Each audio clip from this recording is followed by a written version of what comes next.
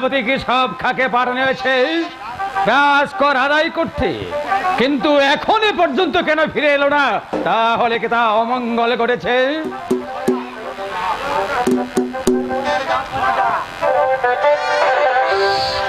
কে তুমি? প্রজা প্রজা আমি আপনি বিচার করুন, আপনি উপযুক্ত বিচার করুন। কে তুমি? বিচার চাচ্ছ? কি হয়েছে তোমার? বলো, খুলে বলো। যাব না, আমি আর কি বলবো। আমি রাজকর দিতে পারিনি বলে আপনার কে সেই কুচিত্র সেনাপতি আমাকে চাবুকের পর চাবুক মেরে আমার দেহটাকে বিক্ষত করে এই দেখুন মহারাজ, এই দেখুন আমার পেট দিয়ে কোনো রক্ত ঝরছে, আমার পিঠ দিয়ে কোনো রক্ত ঝরছে। কে এত বড় সাহস সেনাপতির? সে আমার রাজ্যের প্রজাদের উপরে রাজ্যের মধ্যে অশান্তির আগুন জ্বালিয়ে দিচ্ছে না। আমি কখনো তাকে ক্ষমা করব না, আমি তাকে উচিত বিচার করব। বলো বলো বৃদ্ধ, কেন তোমাকে চাবুক মেরেছে? যাব না, এই বছর করায় আমি ভালো করে তুলতে পারি না। করাই সমস্ত মাটি বেটে চলছি হয়ে গেছে, তাই জমিনে কোনো দান হয়নি। তাই আমি আপনার সেনাপতিকে বলেছিলাম, হুজুর আমি এই বছর রাজকর দিতে পারবো না। তখন আমাকে চাবুকের পর চাবুক মেরেছে। আমার স্ত্রী বাধা দিতে গিয়েছিল বলে আমার স্ত্রীকে লাথি মেরে হত্যা করেছে। যাব না, আপনি বিচার করুন। যাব না। হ্যাঁ হ্যাঁ, আমি বিচার করব, আমি কঠোর বিচার করব। সেই শয়তানকে আমি নিজ হাতে হত্যা করব। এই কে আছিস? যাব না। কি দিয়েছে আপনাকে ধন্যবাদ জানাবো? আমি ভেবে স্থির করতে পারছি না।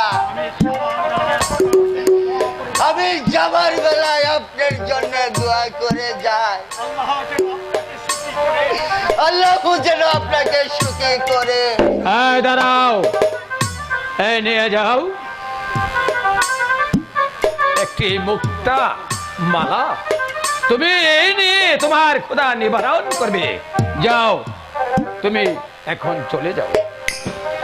এই কে আছিস? না না, অসহ্য। আমি সেই শয়তানকে উপযুক্ত শাস্তি দেব। আমি ওকে নিজ হাতে আমি হত্যা করব, আর তার তাজা মাংসগুলোকে আমি শিগাল কুকুর দিয়ে খাওয়াবো। এই তার শাস্তি দেখে তামানে রাজ্যের মধ্যে তামান রাজ্যের মানুষগুলোকে আতঙ্কে শিওর উঠবে। কোথায় কোথায় সেনাপতি? আমাকে কেন স্মরণ করেছেন জাহাপনা? সেনাপতি, তোমাকে পাঠিয়েছিলাম প্রজাদের কাছ থেকে রাজকর আদায় করতে। তার বিনিময়ে এই তুমি প্রজাদের উপরে চালিয়েছ অকাল নির্যাতন, লাথি মেরে হত্যা করেছ তার স্ত্রীকে। বলো, তুমি জবাব দাও জানোয়ার, তুমি এই অন্যায় কাজ কেন করেছ? বলো, জবাব দাও। না, আমি এর জবাব আপনার কাছে দেব না। আমি তোকে হত্যা করবো শয়তান। সাবধান জাহাপনা, তথ্যের পরীক্ষা ছাড়া আমার প্রাণ আমি কিছুতেই দেবো না। বেঈমান ভেসরাম, আই দেখি তোর যুদ্ধের সাথ আমি এখনই মিটিয়ে দিচ্ছি। আমি প্রস্তুত।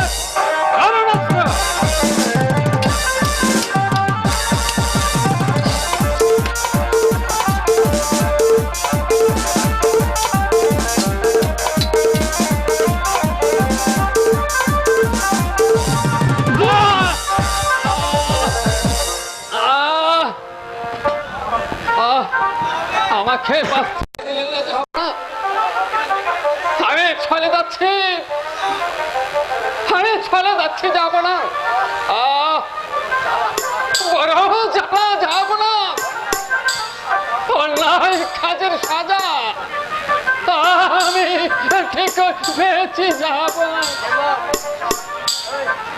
আপনার বিচার ঠিকই হয়েছে, যাবো না। যাবার বেলায় আমি বলে যাচ্ছি, যাব না।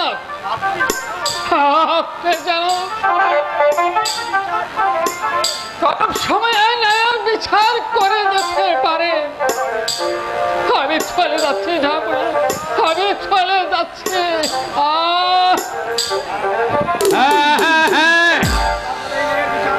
আমি সর্বদাই এই ন্যায়ের বিচার করব।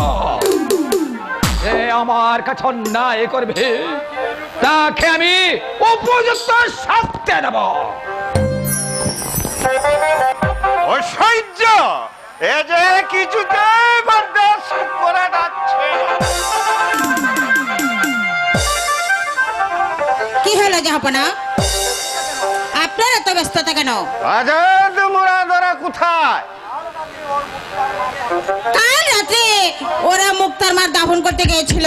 মুক্তার মার দাফন করছে, আমার ছেলেরা যাবে কেন? ওরা না গেলে যে মুক্তার মা ঘরেই পড়ে থাকতো। মুক্তার বাবা বাড়িতে নেই, পাড়ার লোকজন কেউ আসেনি, তাই আমি নিজে ওদেরকে পাঠিয়েছিলাম। জানাব, আমার অনুমতি নিয়েছিলে বেগম?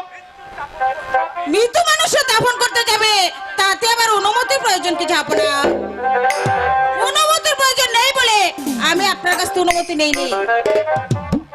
আমি জানো ওই জাপুর শয়তানের মেয়ের সাথে মুরাদ অবাধ্য মেলামেশা করছে, তাই আমি জং বাহাদুরকে বলেছি নজর রাখতে। কেন, মিশলে ক্ষতি কি? তুমি যাহা জানো না তা নিয়ে কথা বলো না। মুরাদ ওই শয়তানির মুক্তার প্রেমে পড়েছে। ভালোই তো, বিয়েটা দিয়ে দাও। সে একটা সাধারণ ভিখারির মেয়ে, আমার ছেলের সাথে বিয়ে দিতে হলে 50,000 টাকার প্রয়োজন। পারবে সে আমাকে 50,000 টাকা দিতেই? ওগো, সে যে হচ্ছে একজন দিন বিক্রি মানুষ, সে তোমাকে 50,000 টাকা কোত্থেকে দেবে? তাহলে যে আমার ছেলের সঙ্গে ওই জাফরের মেয়ের বিয়ে কোনোদিন হবে না। সে কি, তুমি না তোমার বন্ধুর সাথে ওয়াদা করেছিলে মুক্তাকে মুরাদের ঘর বউ করে প্রাসাদে তুলে আনবে?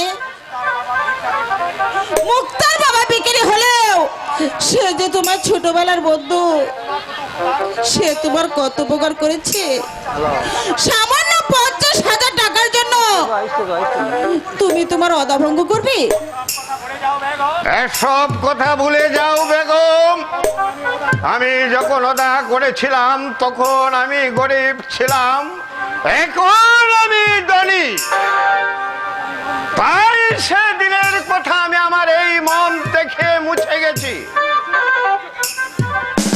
স্বামী, তুমি এসব কি বলছো স্বামী? তুমি তোমার বন্ধুদের কন্যাদের হতে উদ্ধার করো স্বামী।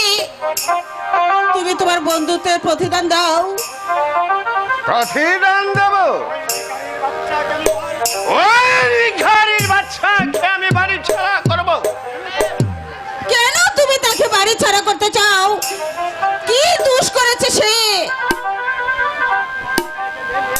আমার ছেলের পিছনে তার কুলোটা মেয়েটাকে লেলে দিয়ে আমার উচ্চ মাথা নিচু করতে চায়। তাই আমি যাহা বলছি তাই দুদিন পরেই বুঝতে পারবে। ওই জাফর শয়তান। আমি এসেছি আকরাম, আমি এসেছি। ভাইজান, আপনি বাড়ি গিয়েছিলেন ভাইজান? না, ফেরার পথে মুরাদর আদাতের সঙ্গে আমার দেখা হলো। ওরা তখন বাড়ি ফিরছিল। অমন সময় জং বাহাদুর আমার ডেকে বলছে একরাম আমাকে আসতে বলেছে। ভাইজান, তাই তো চলে আসলাম। জানো বউ, তোমার ছেলেদের না পাঠালে মরা নিয়ে মেয়েটা সারা রাত কাঁদতো। ভাইজান, আমি যে ওদেরকে পাঠিয়েছিলাম ভাইজান। তা তো পাঠাবি, মুক্তার মার মৃত্যুতে আমার প্রাণ না কাটলো, তোমার প্রাণ কাটবে। ভাইজান, কারণ তাকে যে তুমি বড় বোনের মতো ভালোবাসতে। যাও, খাটতে হয় বাড়ি গিয়ে খাটো। যাও, তুমি আমার প্রাসাদ থেকে বেরিয়ে যাও। তুমি একটা স্বার্থপর শয়তান। ওগো, তুমি কি করছো? ভাইজানকে অপমান করছো। শুধু অপমান নয়, ওকে আমি কঠোর শাস্তি দেব। ওকে আমি এই বাড়ি ছাড়া করব। তুমি ও কথা বলো না একরাম, ও কথা আর বলো না। একরাম নয়, বলো জাহাপনা। জাহাপনা, যেই রাজার মহত্ব নেই সে কোনোদিন জাহাপনা হতে পারে না, কোনোদিন না। জাফর, আমি তোমাকে হত্যা করব শয়তান। ছোটবেলায় একসাথে লেখাপড়া করেছি, একসাথে খেলাধুলা করেছি, পায়ের মতো নাম ধরে রেখেছি।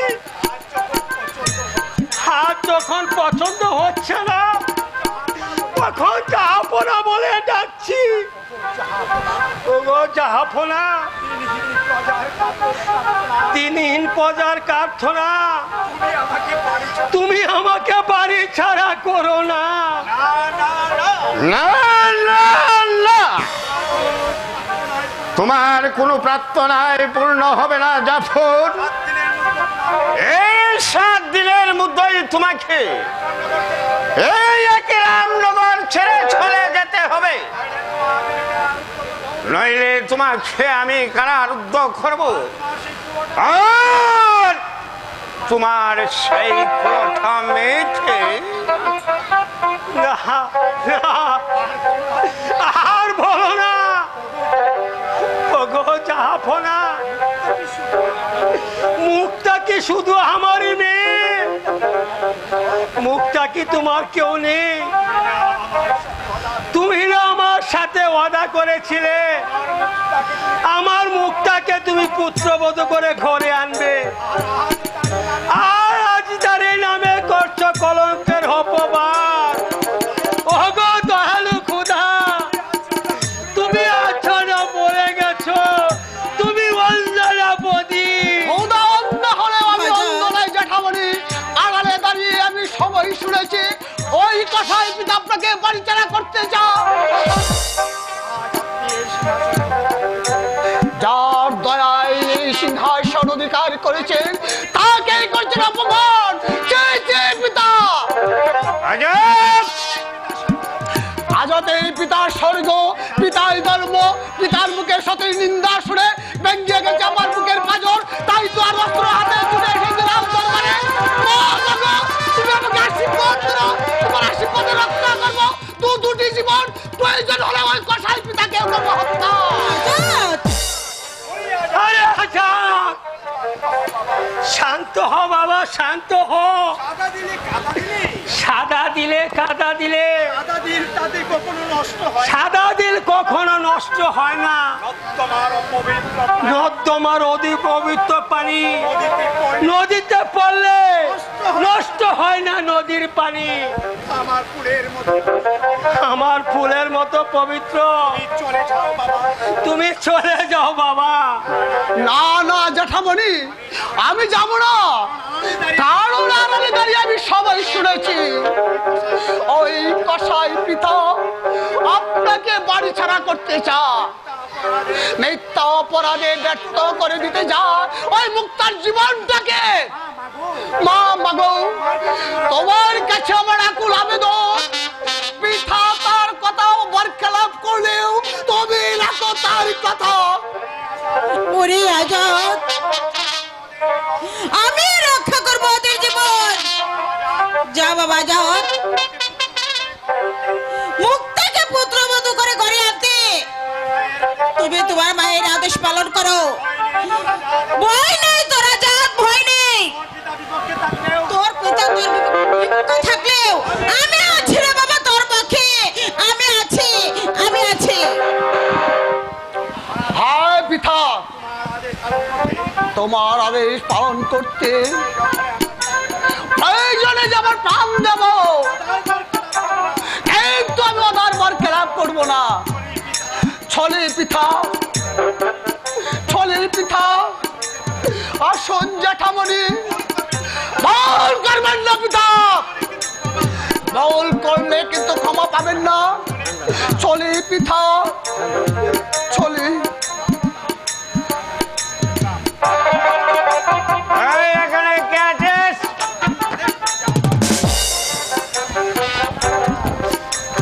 আদেশ করুন জাহাপনা। বন্দি করো এই শয়তান জাফরকে। এ কি বলছেন জাহাপনা? এই জয়ালু জাফর চাচাকে বন্দি করবো আমি? জাহাপনা, যার দয়ায় পেয়েছেন এই রাজ সিংহাসন তাকেই করতেছেন আপনি বন্দি। আমি তা পারবো না জাহাপনা। এ আমার আদেশ, অন্যায় বলে আমি মানবো না। ন্যায় হোক আর অন্যায় হোক সেটা আমি বুঝবো। তুমি আমার বেতনভুক্ত কর্মচারী, আমি তোমাকে যাহা বলেছি তা তুমি পালন করো। আমাকে ক্ষমা করবেন জাহাপনা, আপনার আদেশ আমি কোনোদিন অমান্য করিনি, কিন্তু আস্থা পারলাম না জাহাপনা, আস্থা পারলাম না। চলে আসুন কাকা, আপনার বন্ধুর কাছে তো আপনি অনেক কিছু পেয়েছেন, আর কি চান? আমি কিছুই চাই না গোলাম খা। আমি তো ওকে ভালোবাসি গোলাম খা। আজও আমাকে আঘাত করেছে বলে আমি যদি ওকে ছেড়ে চলে যাই তাহলে যে সে ধ্বংস হয়ে যাবে, গোলাম খা ধ্বংস হয়ে যাবে। সে যে আমার বন্ধু। বন্ধুরা, তুমি আমার শত্রু। আজ তোমাকে আমি বন্দি করতে না পারলেও একদিন ঠিকই আমি তোমাকে বন্দি করব। এই গুলামকা বেঁচে থাকতে নয় জাহাপনা। এবার চলুন কাকা, আপনি আমার গুরু, আপনাকে আমি ভক্তি করি। আমার চোখের সামনে আপনাকে অপমান করেছে, যে আমি সইতে পারি না, কোনোদিন না, কোনোদিন না। চলুন কাকা, চলো গোলাম খা। দয়ালু জাহাপনা, জানি না কার কথা তুমি আজ আমাকে অপমান করেছো,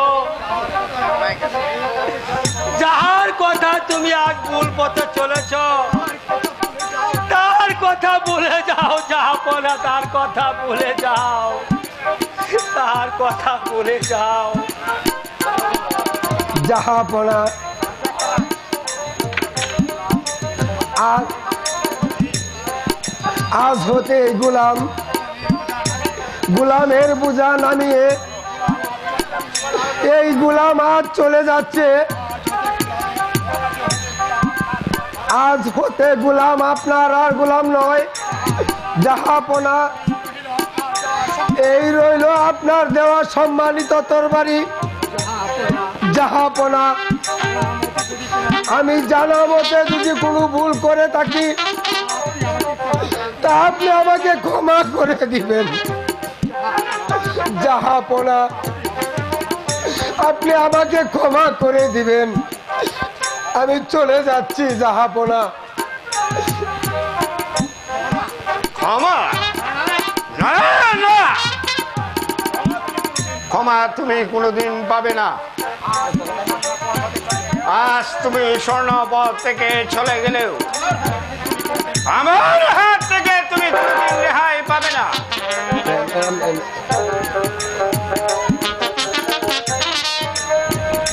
সর্বনাশ হয়ে গেছে জাহাপনা। হয়েছে গাফফার খা, মুর্শিদাবাদ তুমি রাজধানী গিয়েছিলে। মুর্শিদাবাদ যা হয়নি জাহাপনা। কেন যা হয়নি গাফফার? মুর্শিদাবাদ যাবার পথে দস্যুরা আমাদের সমস্ত টাকা লুট করে নিয়ে গেছে। টাকা লুট হলো কি করে? তোমার কাছে তো অস্ত্র ছিল, সঙ্গে ছিল কয়েকজন সৈনিক, তবু কি করে টাকা লুট হলো গাফফার? জাহাপনা, অস্ত্র ধরার আগেই দস্যুরা আমাদের উপর গুলি করে, তাতে আমি সহ আরো 2 জন সৈন্য আহত হয়ে পড়ি। এই দেখুন জাহাপনা, আমার মাথা দিয়ে এখনো রক্ত ঝরছে। আমি চেষ্টার কোনো ত্রুটি করিনি জনাব। আমার 50,000 টাকায় দস্যুরা লুট করে নিল। নবাবনগরের রাজকোট দেওয়া হলো না। যে টাকার জন্য আমি আমার বন্ধুত্বকে ছিন্ন করেছি গাফফার, এখন আমি কি করব গাফফার? কেমন করে আবার আমি এই 50,000 টাকা সংগ্রহ করব? জাহাপনা, আমি আপনাকে 50,000 টাকা দিয়েছিলাম আমার মেয়ে শিলার বিয়ের জন্য। এবার না হয় আরো 50,000 টাকা আমি আপনাকে দেব। আবার আমি মুর্শিদাবাদে যাব জাহাপনা। আবার তুমি আমায় 50,000 টাকা দিবে গাফফার? হ্যাঁ জাহাপনা, হ্যাঁ। কিন্তু এত টাকা তুমি? জাহাপনা, এত সামান্য টাকা, কারণ আমার মেয়ে শিলা আপনার পুত্রবধূ হবে আর আপনি হবেন আমার বিআই সাহেব। তাই সামান্য টাকা এত কিছুই নয় জাহাপনা। তবে একটি সত্য আছে। বলো বলো গাফফার, কি সেই শর্ত? মানে রাজ্য আর রাজ সিংহাসন কিন্তু আমার মেয়ে শিলার নামে লিখে দিতে হবে, মানে আপনার পুত্রবধূকে। ঠিক আছে গাফফার, তাই হবে। আগে আমাকে 50,000 টাকা দাও।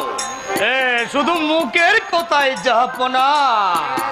বেশ, বিয়ের আগে আমি দান পত্র দলিল করে দেব, তবু তুমি আমার বিপদ থেকে বাঁচাও গাফফার। চলুন চলুন জাহাপনা, আগে দলিলটা সই করে নেই। কিসের দলিল আপনি সই করতে যাচ্ছেন উজির সাহেব? না কিছু না সে জাদা। চুপ করুন উজির সাহেব, আপনি প্রকাশ না করলেও আমি জানি কিসের দলিল আপনি করতে চান। উজির সাহেব, একটি কথা আপনি মনে রাখবেন, আপনি হয়েছেন এই একরাম প্রাসাদের একজন কর্মচারী, অর্থাৎ আপনি একজন চাকর। তাই বলছি, ব্রাহ্মণ হয়ে চাঁদের পারে হাত বাড়াবেন না, হাতটা পুরো বচ্ছ হয়ে যাবে। পিতা, আমি যাহা করতে যাচ্ছি তা তোমার মঙ্গলের জন্যই করছি, এতে তুমি দ্বিমত করো না। না পিতা না, আপনি যা মনস্থির করেছেন তা আমি কখনো মেনে নিতে পারি না, কারণ আমি যাকে ভালোবাসি তাকে ছাড়া আর কাউকে আমি গ্রহণ করতে পারবো না পিতা।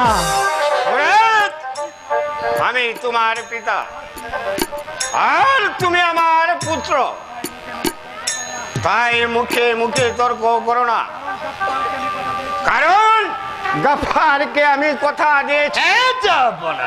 তাই যদি হয় পিতা, তাহলে আমিও তো একজনকে কথা দিয়েছি, আমি আমার কথার বরখেলাপ করতে পারবো না পিতা। তাই বলছি পিতা, আপনি যে সিদ্ধান্ত নিয়েছেন তা সম্পূর্ণ আমার অমত।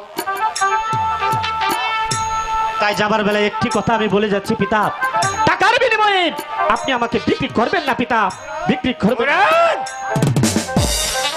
টাকার বিনিময়ে আমি তোমাকে বিক্রি করেছি এই কথা তোমাকে কে বলেছে? বলেছেন উজির সাহেবের ছকি আর আপনার মুখে। সংযুক্ত হয়ে কথা বলো। জানো তুমি তার সামনে দাঁড়িয়ে কথা বলছো? হ্যাঁ, আমি জানি আপনি একজন স্বার্থপর রাজা, সেই স্বার্থপর রাজার সামনে দাঁড়িয়ে আমি কথা বলছি। যে রাজা কথা দিয়ে কথা রাখতে জানে না, আমি তারই পুত্র হয়ে তার সামনে দাঁড়িয়ে কথা বলছি। ওগো রাজা, শুধু একটিবার চেয়ে দেখো আমার মন কি চায়, কারণ আমিও তো একজন মানুষ, আমারও তো মন বলতে একটা কিছু আছে। মুরাদ, আমি যাহা বলছি তাই হবে। আমার কথার বরখেলাপ করলে আমি তোমাকে কঠিন শাস্তি দেব। এই কেটেস, আমার ছাবো। সে ভাই আমার নেই পিতা, চাবুক দ্বারা অন্যায়কে শাসন করা যায় না। চলি পিতা, রাজ দরবার ত্যাগ করার আগে একটি কথা বলে যাই, চোখ রাঙিয়ে শুধু শাসন করাই যায়, কিন্তু মনকে শাসন করা যায় না। আরো বলে যাই, শিলার সঙ্গে সম্বন্ধ ঠিক করেছেন, সে একটা মেয়ে নয়, সে একটা ডাইনি। তাই বলছি পিতা, যে সংকল্প নিয়ে শিলাকে আপনি পুত্রবধূ করে গড়ে আনতে চান, সে একটা প্রাসাদে একবার ঢুকতে পারলেই হয়, তারপরে এমন জানতে হবে তখন আর কথা বলার সুযোগ পাবেন না পিতা। কোনোদিন না, কোনোদিন না। এখন কি করা যায় গাফফার? মুরাদের জন্য কোনো চিন্তা করবেন না জাহাপনা। কিভাবে যে তাকে আয়ত্তে আনা যায় তা আমার ভালো করে জানা আছে। আপনি বড় পরিশ্রান্ত, বিশ্রাম নিয়ে দলিলটায় সই করে দিবেন। চলুন চলুন জাহাপনা। হ্যাঁ তাই চলো গাফফার, তাই চলো। হ্যাঁ তাই চলো।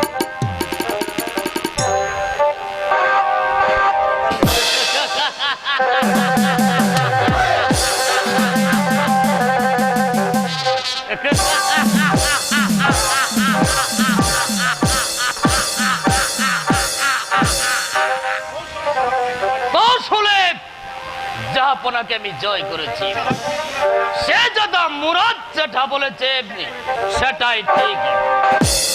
আমার মেয়ে শিলাম একবার ওই রাজমহলে ঢুকতে পারলে তারপর এমন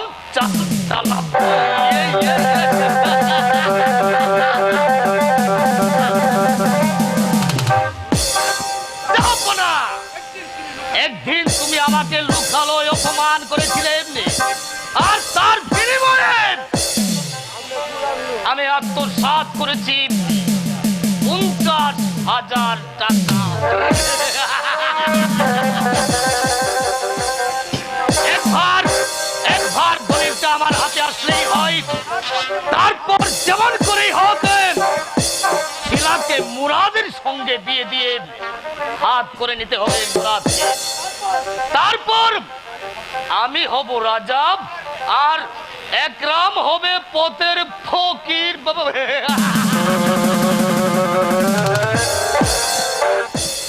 প্রথমত সে জাদা, তারপর মুরাদ, এরপর হচ্ছে একরাম নগরের বাদশাহ, তারপরে আমার হাতে চলে আসবে ওই একরাম নগরের মজনু।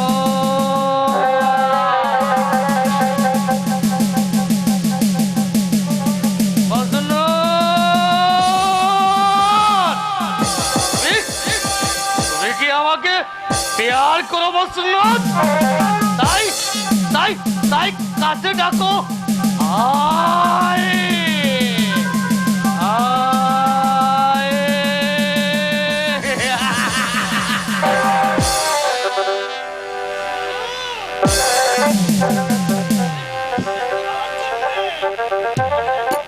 অনেক দিন ধরে অপেক্ষা করে আসছি মসনদ।